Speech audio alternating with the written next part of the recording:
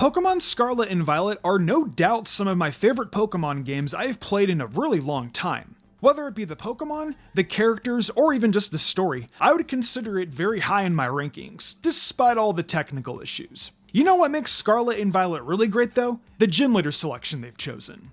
Now, they aren't exactly super difficult, but I thought it would be fun to give my opinions on how the gym leaders rank from weakest to strongest. When it comes to ranking them, I'm going to be covering only their post-game teams, because it's kind of hard to rank really low-level Pokemon. At least with the rematch teams, everyone is at consistent levels. So that said, let's kick off this list. Before we get started though, we have a brand new exclusive series over on Mystic Umbreon Shorts. I'm going to be taking a Pokemon of your guys' choice and seeing how well it performs in a Scarlet and Violet playthrough. Should said Pokemon be on your team? This series will go up once a week every Sunday, so be sure to head over to Mystic Umbreon Shorts to check that out. Also, over on Mystic Reads, I'm reading the Yaju Sanin a Naruto fanfic and Road to be a Pokemon Master Kanto edition, where Ash and Serena have a Kanto adventure together. I will leave links for both of these channels in the description and in the ad card above.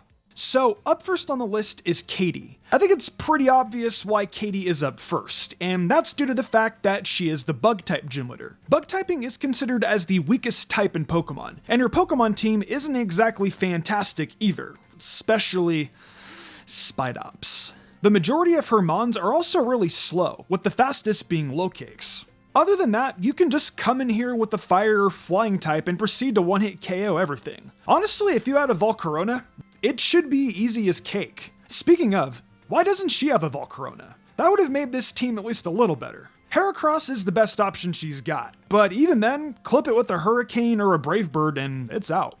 Up next is Brassius, the Grass-type gym leader. As much as I appreciate him and his art, gym leader-wise, he's nothing crazy special. Just take a fire type and burn down the team. Arboliva may be the most threatening one due to its defenses, but even still, it'll eventually go down. It's sad that Arboliva is the most threatening, when they could have given Breloom Technician with Mach Punch. Now that would have been at least a little more challenging. The rest of his team isn't that great. Honestly, despite Katie having bug types, I can see Brassius and her being interchangeable.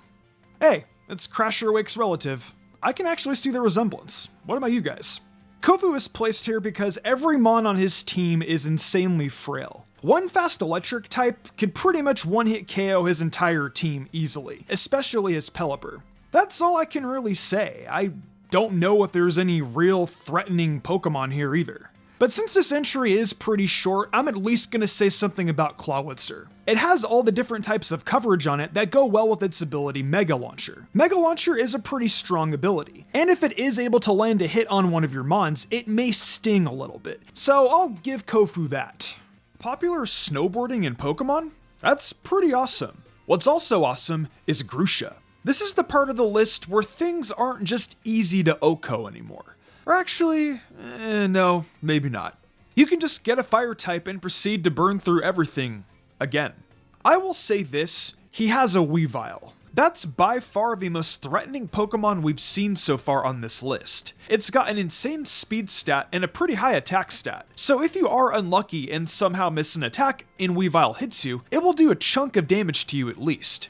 If you have a Mon with Mach Punch or a fast fighting type though, it should be a breeze. Altaria also being Terra-typed is a little more threatening than its 4 times weakness to Ice. Altaria's got alright defenses, it can probably take a few hits at the very least before you inevitably finish it off. So Grusha is a tad higher than the last 3 because he at least has Mons that can hurt you. Tulip is my second favorite gym leader in these games. I love her character design and the fact I see her billboard across the entire region. How strong is she though? Well, she actually places in the top 4. The Psychic type has quite a few powerhouses in this gen. Tulip's team is relatively balanced, with pretty good bulk and offense, with Mons like Guardy, Gallade, and Espathra. Farigiraf is a little slower, but can still hit pretty hard, and it forces the player to use a Dark type on it versus a Ghost type, due to its normal typing. Every Mon she has also has a relatively wide coverage pool, so she has an answer to a majority of the things you bring to battle her with. Her Florges is pretty beefy too, and that's what makes her team nice. It's a nice blend of pretty much everything. She has good offense, coverage, and bulk. However, she is still not the most powerful gym leader in my opinion. The average Joe, Larry, winds up taking the top 3, and for good reason too. I wouldn't necessarily say I struggled against Larry, but he does have a solid Pokemon in Staraptor. Staraptor and Braviary are definitely his two most threatening choices. Two very fast and powerful hitters. But the difference between Braviary and Staraptor is that his Staraptor is his Terramon. Staraptor, as we know, can hit like a truck, even without Reckless. You might say bring in a fighting type, and you're pretty much correct. However, you would have to switch that fighting type out at first because of the Intimidate drop that it sports. Unless, of course, you're using a special attacking fighting type. Surprisingly, despite what I said about his only two threatening Mons being Staraptor and Braviary, the rest of the team is pretty well balanced. I'm just extremely disappointed with Dunsparce's evolution. Against Larry was actually the first time I saw it, and at first I was like, hello? Dunsparce's new Evo? Dream come true after 20 years? Nope, we got this stupid thing. I love Larry, but screw to Dunsparce. Love Dunsparce, just not its evolution. At the penultimate spot is my favorite gym leader in Paldea, Iono. You could even say she may be my favorite gym leader of all time, but Jasmine from Johto is also very high up there. As cool as Iono is though, we have to talk about her team. And holy crap, her team is actually pretty good. Her only weakness is ground, and two of her Mons on that team are immune to ground type attacks. Unless you want to count Mold Breaker against her Miss Magius, but that's too technical of thinking. 3 out of Iono's Mons are super quick though, and can dish out some hits if not careful. The worst Mon on her team is Luxray, and that's fine when the rest of your team is pretty damn quick. If her Miss Magius has the opportunity to set up a Charge Beam, that could mean trouble. I just wish it had Thunderbolt to take advantage of her Terra Stab. But yeah, due to her team's high speed, this already makes her more threatening than all of the other gym leaders. However, there is still one more gym leader I deem to be stronger than her. Rap has entered the Pokemon franchise. Rhymes beats her Fly and Sly as the Blue Sky. Sign me already, damn it.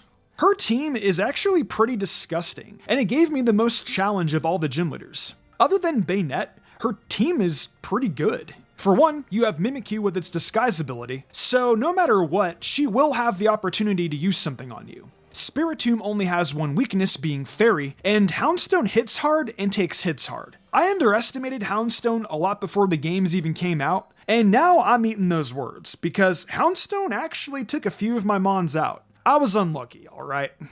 Houndstone is deadly, and is honestly the main reason why she's number 1. Her Terra-typing Toxtricity isn't as threatening as Houndstone is, and that's supposed to be her ace. Houndstone to me is the ace. But yeah, she's a pretty strong gym leader, and the one I would deem to be the strongest in Pokemon Scarlet and Violet. Oh, and her gym is a double battle, so that's why it's also number 1. Well, that wraps up my ranking of all the gym leaders weakest to strongest. What did you guys think? I thought I did a pretty good job at creating this list. There may be a few choices that could be interchangeable, but other than that, it's pretty accurate in my opinion. What gym leaders gave you the most trouble though? And which ones did you find to be the easiest? Let me know your thoughts down below. Thanks for watching the video and for coming through and enjoying Scarlet and Violet with me. We've got so much content coming surrounding Gen 9 through the end of the year and beyond, including the top 10 strongest Pokemon, the best team for the games, and much more. If you're interested in more Mystic content, check out my TikTok and Mystic Umbreon Shorts YouTube channel. When we get to 5,000 subs on the channel, we're going to have a new series related to Scarlet and Violet that will be exclusive to there, so go subscribe. Also, if you're into fanfictions or Genshin Impact, check out Mystic Reads and Taivatchinary. I offer a ton of creative spoken word content over there, and I do a bunch of theories and lore videos surrounding Genshin Impact. So come join me over there at that floats your boat. That's all for now. Thanks again for watching, and see you next time for more Scarlet and Violet content.